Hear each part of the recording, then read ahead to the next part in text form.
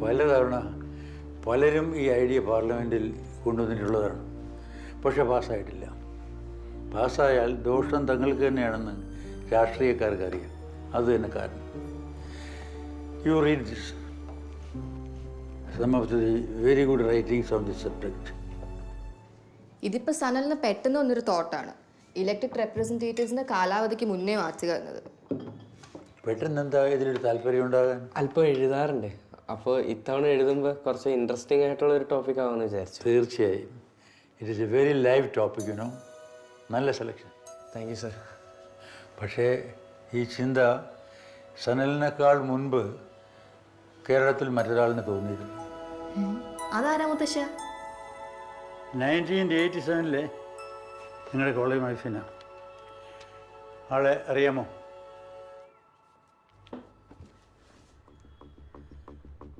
My God.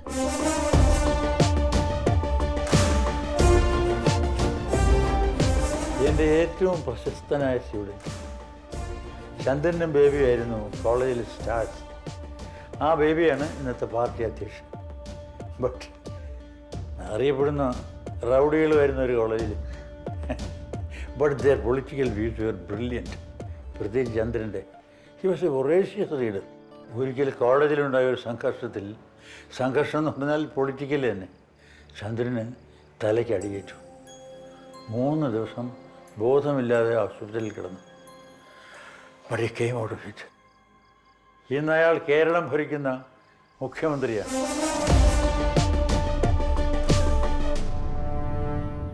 Sir, ഇവരാണ്.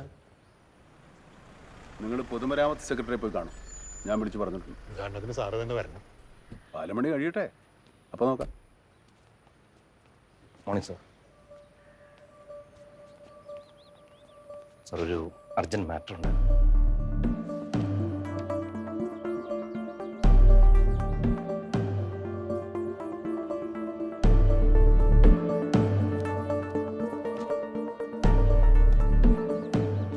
സാറിനെയും സാറിൻ്റെ ഗവൺമെൻറ്റിനെയും effect ചെയ്യുന്ന കാര്യം വേണ്ടാണ് ഇവിടെ ഒന്ന് ചോദിച്ചിട്ട് തീരുമാനം എടുക്കാമെന്ന് കരുതിയത്.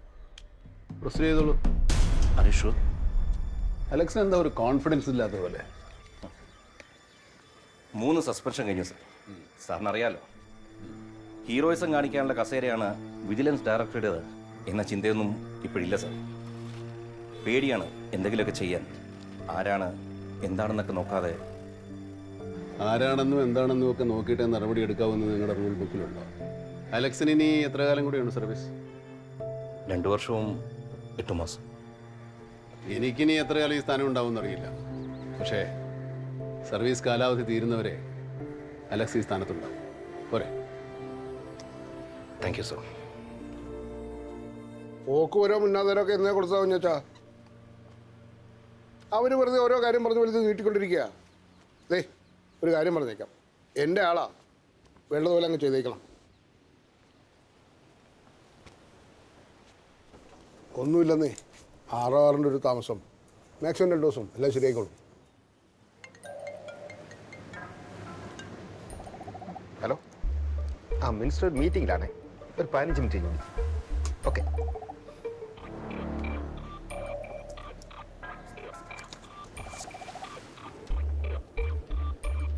ആദ്യം തന്നെ സാറിനെ വന്ന് കണ്ടാൽ മതിയായിരുന്നു.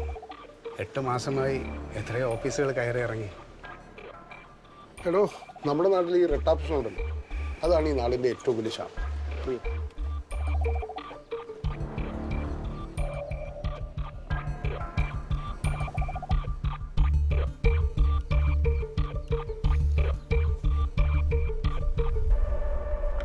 ഇരിക്കും.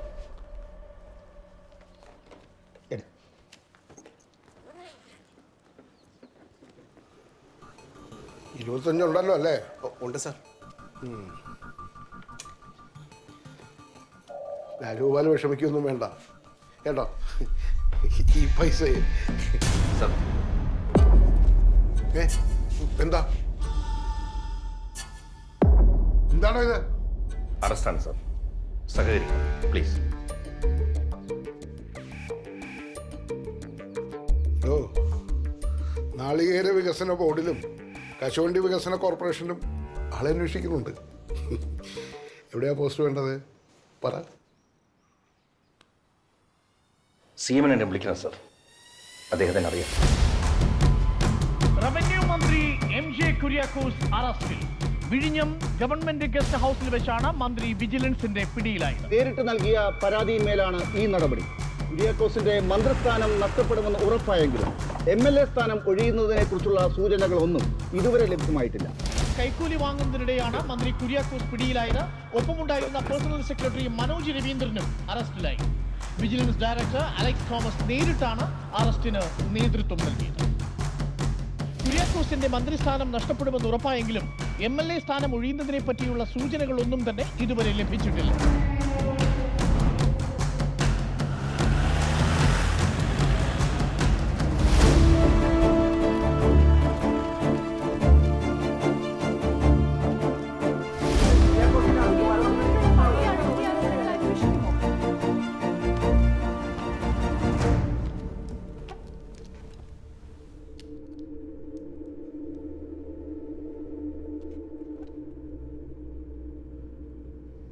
നമ്മുടെ തെരഞ്ഞെടുപ്പ് പ്രകടന പത്രികയിലെ ആദ്യത്തെ വാഗ്ദാനമായിരുന്നു അഴിമതി രഹിത ഭരണം.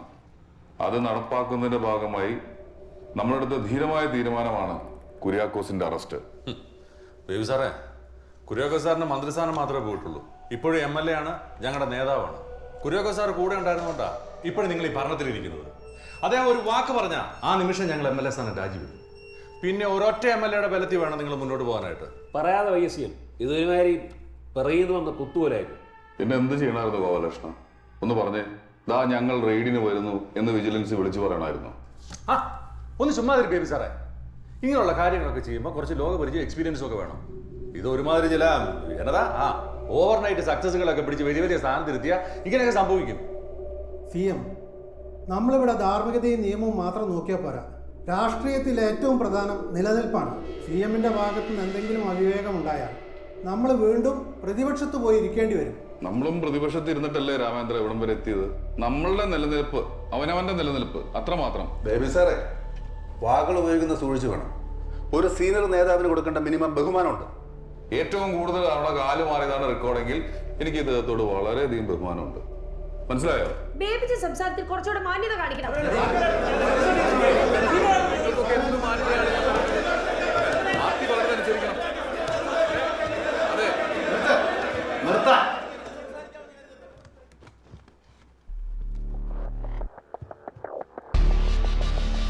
കുര്യാക്കോസിനെതിരെ മാത്രമല്ല രാമേന്ദ്രൻ, താങ്കൾക്കെതിരെയും പരാതികളുണ്ട്.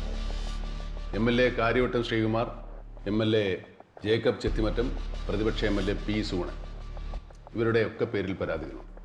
ഞാൻ ഏതായാലും അന്വേഷണത്തിന് ഉത്തരവിടാൻ പോവുകയാണ്. തെറ്റുകാരെന്ന് കണ്ടാൽ ഉറപ്പായും നടപടിയുണ്ടാവും. പിന്നെ ലിസ്റ്റ് ഇനിയും നീടാനും സാധ്യതയുണ്ട്. അത് ചീഫ് സെക്രട്ടറി ഇവിടെ ഇരിക്കുന്ന കണ്ടപ്പോൾ തന്നെ മനസ്സിലായി.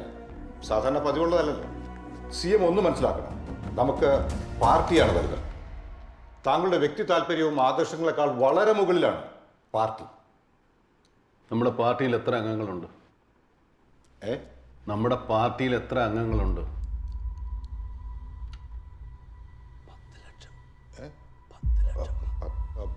15 ലക്ഷം.